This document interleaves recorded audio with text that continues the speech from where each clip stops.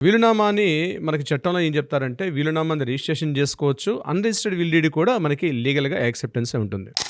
అయితే అన్‌రిజిస్టర్డ్ వీలునామా చాలామంది అన్‌రిజిస్టర్డ్ వీలునామా కూడా రాస్తూ ఉంటారు.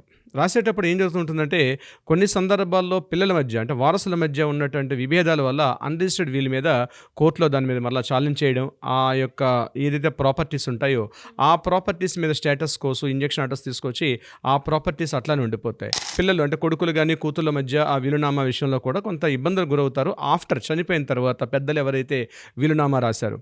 సో, చట్టంలో ఇది విధంగా ఖచ్చితంగా ఇక్కడ చేయాలి, వీలునామా రిజిస్టర్ చేయాలని ఎక్కడ లేనప్పటికి కూడా, చేయకపోతే దానికి డాక్యుమెంట్ అంటారు. అదే వీలునామా రిజిస్ట్రేషన్ చేస్తే దానికి చట్టబద్ధత వస్తుంది, లీగల్ డాక్యుమెంట్ అవుతుంది.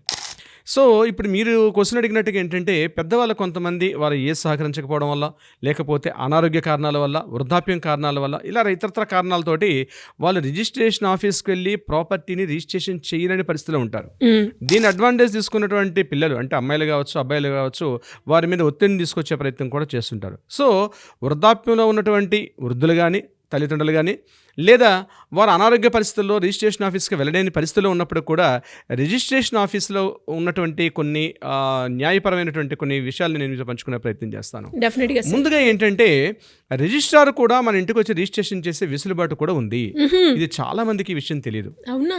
సబ్ రిజిస్ట్రార్ కూడా మన ఇంటిని విజిట్ చేసి, ఆయన మన ఇంటి దగ్గరే రిజిస్ట్రేషన్ చేసే వెసులుబాటు కూడా ఉంది. ఇది దేశవ్యాప్తంగా ఉన్నటువంటి అన్ని రిజిస్ట్రార్లు కూడా వర్తిస్తుంది.